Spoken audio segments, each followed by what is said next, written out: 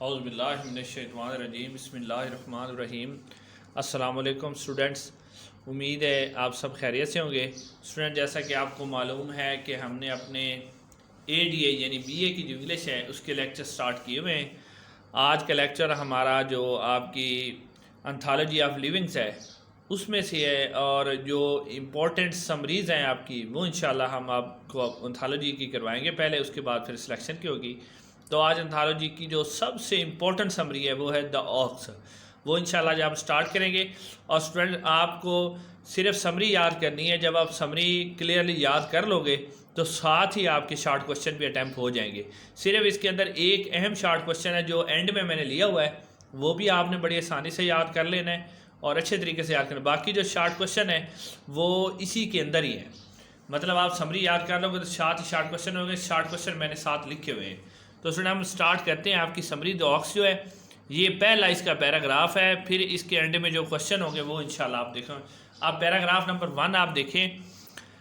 The ox, Mrs Thurlow life, Mrs Thurlow की जो ज़िंदगी है इज़ अ लॉन्ग स्ट्रगल, एक लंबी कोशिश है। फॉर अचीविंग, हासिल करने के लिए। आ रिस्पेक्ट, एक इज़्ज़त, पोजीशन। फॉर हर सन, अपने बच्चों के लिए। इन देयर फ्यूचर, उनके मुस्तकबिल के लिए। जैसे मिसेस थार्लो की जो रिस्पेक्ट पोजीशन वो लेना चाहती है अपने बच्चों के लिए, इसके लिए वो कोशिश करती है। शी सेक्रीफाइड, वो कुर्बान कर देती है। हर पर्सनल कम्फर्ट, अपना ज़ाती आराम, यानी अपने ज़ात के लिए वो आराम नहीं करती। फॉर देयर लाइव्स, अपने बच्चों की ज़िंदगियों के लिए। बट, लेकिन। ऑल हर होप्स, उसकी सारी उम्मीदें। Are dash to the ground, वो ज़मीन बोस हो जाती हैं, ख़त्म हो जाती हैं। दिस स्टोरी शोज़, इस कहानी से ज़ाहिर होता है कॉमन सेंटीमेंट, आम जो मोहब्बत है आप द मदर, माँ की। फॉर हर चिल्ड्रन, अपने बच्चों के लिए। इस कहानी के अंदर से आपको एक माँ की अपने बच्चों के लिए आम मोहब्बत होती है वो ज़ाहिर होती है। She has rightly said an ox, इस कहानी में उसको एक बैल की मानद कहा गया है, वो ठीक कहा गया है। Mrs Thurlow was the wife of Mr Thurlow, Mrs Thurlow Mr Thurlow की बेगम थी। हु वाज लेबर्स, जो एक मजदूर था। बट हैव बैड हैबिट्स, लेकिन एक गंदी आदत यानी बुरी आदत रखने वाला शख्स था। शी हैड, मिसेस थार्लो के पास था। एन ओल्ड साइकिल, एक पुरानी साइकिल। एंड वर्कड, और वो काम करती थी। इन द हाउसेस, घरों में। ऑफ द पीपल, लोगों के। फ्राम मॉर्निंग, सुबह से लेकर टिल आफ्टरनून, दोपहर तक। शी क्लीन्ड, वो साफ करती। द हाउसेस, घरों को। Washed, dhoti. द क्लॉथ, कपड़े। एंड, और आयरनड देम, और उन्हें इस्त्री भी करती। इन द इवनिंग, शाम के वक्त। शी रिटर्न, जब वो वापस आती। टू हर होम, अपने घर में। विद हर, जिसके साथ ही उसकी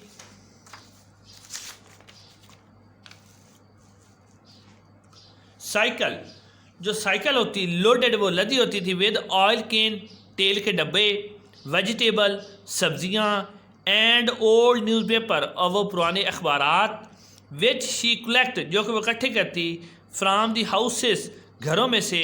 वेयर शी वर्कड, जहाँ वो काम करती थी। Like a beast of a burden, beast of burden कहते हैं एक वज़न उठाने वाला जो जानवर होता है यानी दरिंदा होता है। यानी उन घरों से वो अखबार इकट्ठे करती जहाँ वो मतलब वो काम करती होती थी। तो स्टूडेंट्स, ये पहला पैराग्राफ आपका एंड हो गया है। अब इसके अंदर से जो शॉर्ट क्वेश्चन आ सकते हैं, आपने ये शॉर्ट क्वेश्चन जस्ट सिर्फ क्वेश्चन याद करना है। आंसर के लिए यही वाला पहला पैराग्राफ जो मैं अभी पढ़ा चुका हूँ, इनमें से कोई भी क्वेश्चन आ जाए उसका आंसर आपने इसी पैराग्राफ में से लिखना है। पूरा पैराग्राफ लिख देना है, कोई भी क्वेश्चन आ जाए। मतलब आपको समरी भी याद हो जाएगा, साथ साथ शॉर्ट क्वेश्चन भी याद हो जाएंगे। तो पैराग्राफ आप पढ़ चुके हो, ये पहले पैराग्राफ के क्वेश्चन है जो इसमें से आ सकते हैं। ये क्वेश्चन की सिर्फ स्टेटमेंट्स आप देख लें, इन्हीं में से क्वेश्चन इंशाल्लाह आ जाएंगे और आपने ये इसी का आंसर यही वाला पहला पैराग्राफ लिखना है। ये पहले पैराग्राफ के क्वेश्चन है, क्वेश्चन सिर्फ आप देख लें। इसमें से ये क्वेश्चन आप पूछ सकते हैं, describe the daily routine work of Mrs Thurlow, कि मिसेस थार्लू का जो डेली रूटीन वर्क है वो क्या है, क्या काम करती है डेली। तो पहला पैराग्राफ अभी जो मैंने आपको पढ़ाया यही आपने इसका आंसर लिखना है। नंबर 2 पे क्वेश्चन है, why did Mrs Thurlow sacrifice her life, Mrs Thurlow ने अपनी ज़ाती ज़िंदगी को क्यों कुर्बान किया। इसका जवाब स्टूडेंट यही पहला पैराग्राफ है जो आप पढ़ चुके हैं। नंबर 3 पे है, what kind of life Mrs Thurlow lead, Mrs Thurlow ने कैसी ज़िंदगी गुजारी? इसका आंसर भी यही वाला पहला ग्राफ है।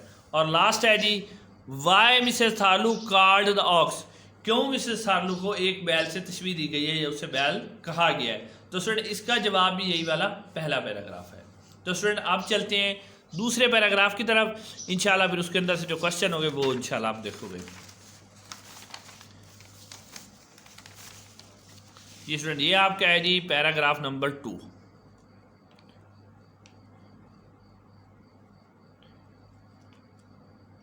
जी student paragraph number 2, she had 2 sons, Mrs Thurlow के 2 बेटे थे, हु वर 9, जिसमें से एक की उम्र 9 साल थी, एंड 13 ईयर, और दूसरे की उम्र 13 साल थी। She wanted to give them, Mrs Thurlow चाहती थी कि उन्हें दे गुड एजुकेशन, एक अच्छी तालीम, एंड मेक देम, और उन्हें बनाए रिस्पेक्टेबल सिटीज़न, और एक मुअज़्ज़ज़ शहरी ऑफ द सोसाइटी, माशरे का। शी हैड सेव्ड 54 पाउंड्स, उसने 54 पाउंड जो है ना सेव किए थे विद अ ग्रेट डिफ़िकल्टी, बड़ी मुश्किल से, and she wanted to make them 100, और वो इन्हें 100 पाउंड्स बनाना चाहती, यानी सेव कर करके वो 100 बनाना चाहती थी। Money was not only money, पैसे ना सिर्फ उसके लिए पैसे थे, फार हार उसके लिए, बट समथिंग मोर, बल्कि इससे ज़्यादा अहमियत रखते थे। कैसे? मनी वाज द फ्यूचर, पैसे मुस्तकबिल थे, ऑफ हर सन्स, उसके बेटों का। She wanted them to lead, वो चाहती थी कि गुजारें रिस्पेक्टेबल लाइफ, एक अच्छी ज़िंदगी। So she devoted her self, इसलिए उसने अपने आप को वक्फ कर दिया, फॉर द बेटरमेंट्स, बेहतरी के लिए, ऑफ हर सन्स, अपने बेटों की। अच्छा, विद दिस अमाउंट, इस रकम के ज़रिए, शी एजुकेट हर चिल्ड्रन, वो अपने बच्चों को पढ़ाना चाहती थी, इन अ बेटर माइनर, एक अच्छे अंदाज में। इस रकम के ज़रिए वो अपने बच्चों को एक अच्छे अंदाज में पढ़ाना चाहती थी। शी वांटेड, वो चाहती थी, सी देम, के देखे, रियलाइजिंग, के पूरी करते हुए, रिफाइंड एम्बिशन, उसकी ख़ास ख्वाहिशात थी। क्या? मेकिंग देयर वेज एज, वो चाहती थी कि वो काम करे असिस्टेंट इन अ शॉप, कि मेरे बेटे किसी दुकान पर बसीयत असिस्टेंट काम करें, एज, और बसीयत क्लर्क, क्लर्क का काम करे, इन ऑफिस, किसी दफ्तर में, इवन एज बटलर्स, बल्कि वो चाहती थी कि बटलर्स कहते हैं खानसामा को, जो खाने पकाने वाले, कि अच्छा खाने पकाने वाले के तौर पर भी उन्हें देखना चाहती थी। तो स्टूडेंट ये आपका जो पैराग्राफ नंबर 2 है ये कंप्लीट हो गया है। अब इसके अंदर से जो पॉसिबल क्वेश्चन है आ सकते हैं वो आप क्वेश्चन की स्टेटमेंट देख लें, वो 4 ही क्वेश्चन है, इंशाल्लाह क्वेश्चन इसमें आ जाएगा। फिर इंशाल्लाह हम जो आगे है पैराग्राफ नंबर 3 उसकी तरफ चलेंगे। तो स्टूडेंट ये आप पॉसिबल जो इसके क्वेश्चन है वो आप देख लें। तो पहला जो क्वेश्चन है पैराग्राफ नंबर 2 में से वो आप स्टूडेंट देखें, question number 1, what she want to make her sons, यानी मिसेस थार्लो अपने बेटों को क्या बनाना चाहती थी। या फिर क्वेश्चन नंबर 2 इसमें से पॉसिबल क्वेश्चन है इसी पैराग्राफ में से, how important was the future of her sons, उसके बच्चों का मुस्तकबिल कितना उसके लिए ज़रूरी था। ये भी इसका आंसर भी आपने अभी जो पैराग्राफ नंबर 2 मैंने आपको पढ़ाया है यानी पीछे वाला, उसमें उसी पूरा पैराग्राफ आपने इन कोई भी इसमें से क्वेश्चन आ जाए तो आपने उस तरह लिखना है। Number 3, what did money symbolise for Mrs Thurlow, यानी सिंबलाइज भी आ सकता है, इंपॉर्टेंस भी आ सकता है, ठीक है, नीचे दिया हुआ इंपॉर्टेंट भी। तो मतलब ये दोनों क्वेश्चन सेम तरह के हैं, लेकिन सिंबलाइज भी और मनी भी। पैसा किस चीज़ की अलामत थी मिसेस थार्लो के लिए, या was money more important for Mrs Thurlow, या जो पैसे हैं मिसेस थार्लो के लिए क्या ज़्यादा अहमियत के हामिल थे। तो सर ये जो 4 क्वेश्चन है इनमें से कोई भी क्वेश्चन आ जाए उसका आंसर वही वाला पैराग्राफ है जो पीछे वाला है, जो अभी आप पढ़ चुके हो। तो सर अब आप चलते हैं जी पैराग्राफ नंबर 3 की तरफ। इसके फिर इंशाल्लाह जो क्वेश्चन हो गए वो एंड में आ जाएंगे इसके। तो अब आप देखें पैराग्राफ नंबर 3। अच्छा, वन डे, एक दिन, मिस्टर थार्लो ने स्टील वे, चुरा लिए, द मनी, रकम, एंड सेम टाइम, और उसी वक्त मर्डर्स अ पर्सन, एक आदमी को कत्ल भी कर दिया, यानी घर से पैसे चुराए और एक आदमी को कत्ल कर दिया। He is arrested by the police, उसे पुलिस ने गिरफ्तार कर लिया, and is sentenced to be hanged, और उसे सजाए मौत यानी फांसी की सजा दे दी गई। She leaves her sons, Mrs Thurlow ने छोड़े अपने बच्चे, विद हर ब्रदर्स, अपने भाई के पास, हु वाज अ कारपेंटर, जो एक बढ़ाई था। मिसेस थार्लो अपने बच्चों को अपने भाई के पास छोड़ गई जो कि बढ़ाई का काम करता था। She goes to prison house, वो जेल में गई, टू सी हर हस्बैंड, अपने खामद से मिलने के लिए। शी आस्क हिम, मिसेस थालू ने अपने खामद से पूछा, अबाउट द मनी, रकम के बारे में, बट ही टेल्स हर, लेकिन उसने उसे बताया कि he know nothing about the money, कि मुझे रकम के बारे में बिल्कुल पता नहीं है, मुझे रकम के बारे में बिल्कुल पता नहीं है। तो जी स्टूडेंट्स आगे देखें, यही जो पैराग्राफ नंबर 3 इंशाल्लाह भी चल रहा है, इसको आप देख लें पूरा पैराग्राफ, उसके बाद इंशाल्लाह जो इसके इंपॉर्टेंट क्वेश्चन है। अच्छा, शी इज़ मच शॉक्ड, उसे बहुत ज़्यादा सदमा हुआ, टू हेयर इट, ये बात सुनकर जब उसने ये बताया कि मेरे पास रकम नहीं है, because the money is all for her, क्योंकि पैसा ही तो उसके लिए सब कुछ था, मिसेस थार्लू के लिए। अच्छा, she thought of it as hard cash, वो इसे सोचती थी कि मेरे लिए बहुत ही मुश्किल से मैंने जमा किए थे, जैसे कि कॉइन्स, कोई सिक्कियों, गोल्ड, सोने के, सिल्वर या चांदी के, हैड हार्ड अर्न, जो बड़ी मुश्किल से कमाए गए हों, एंड सेव्ड, और बचाए गए हों। उसके लिए ये रकम ऐसी थी जैसे कोई सोने और चांदी के सिक्के बड़ी मुश्किल से कमाए गए और बचाए गए हों। So loss of the money, बस पैसे का नुकसान था, was something more for Mrs Thurlow, Mrs Thurlow के लिए बहुत बड़ा नुकसान था। क्यों? It was the part of her self, क्योंकि ये उसकी ज़िंदगी की अलामत थे या उसकी ज़िंदगी का हिस्सा थे। इट सिंबलाइज द फ्यूचर, ये एक मुस्तकबिल की अलामत थी। And other life, to life, यानी एक मिसेस थालू और दूसरे उसके 2 बच्चों की ज़िंदगी हो गई। तो सर ये आपका जो पैराग्राफ नंबर 3 है वो कंप्लीट हो गया। अब इस पैराग्राफ के अंदर से जो इम्पोर्टेंट क्वेश्चन है वो आप ज़रा देख लें, इनमें से कोई भी क्वेश्चन आएगा इसका आंसर यही वाला पैराग्राफ नंबर 3 होगा जो आप पहले पढ़ चुके हैं। तो स्टूडेंट देखिए question number 1, why does police arrest Mr Thurlow, police ने मिस्टर थार्लू को क्यों गिरफ्तार किया। या क्वेश्चन नंबर 2 है, why did Mr Thurlow send her son, या क्यों मिसेस थार्लू ने भेज दिया अपने बच्चों को हर ब्रदर हाउस, अपने भाई के घर। तो जो क्वेश्चन नंबर 3 इसका वो भी स्टूडेंट देख लें आप। हाउ डिड, किस तरह, शी फील, मिसेस थार्लू ने महसूस किया, on the loss of the money, जब उसके पैसे का यानी पैसों का नुकसान हुआ या उसके पैसे खो गए तो उसका क्या महसूस किया। और थोड़ा इसका जो क्वेश्चन नंबर 4 है, how important was the money for Mrs Thurlow, Mrs Thurlow के लिए जो रकम थी वो कितनी अहमियत की हामिल थी। तो स्टूडेंट आप चलते हैं हम इसके लास्ट पैराग्राफ की तरफ, जो इसका समरी का पैराग्राफ नंबर 4 है। इंशाल्लाह फिर इसके अंदर से जो इम्पोर्टेंट क्वेश्चन होंगे वो इंशाल्लाह आपको बताए जाएंगे। तो अब आप ये वाला पैराग्राफ देख लें। पैराग्राफ नंबर 4 है जो लास्ट पैराग्राफ भी है, इसके एंड में से क्वेश्चन, और लास्ट में जो इसका एक इम्पॉर्टेंट क्वेश्चन है जो समरी के अंदर से नहीं है, कुछ थोड़ा बहुत उसको आपको खुद से लिखना पड़ेगा, तो इंशाल्लाह वो भी आप एंड में आ जाता है आपके सामने। पहले आप इसका पैराग्राफ नंबर 4 यानी लास्ट पैराग्राफ देखें। ब्रीफली स्पीकिंग, अगर हम मुख्तसर बात करें, money meant sacrifice for the security of her sons, के जो पैसे का नुकसान होना है वो ऐसे ही है जैसे, यानी ये मनी जो थी, पैसे जो थे या पैसे की सेक्रीफाइस थी वो थी कि उसके जो बच्चों की सिक्योरिटी यानी मुस्तकबिल की ज़मानत थी।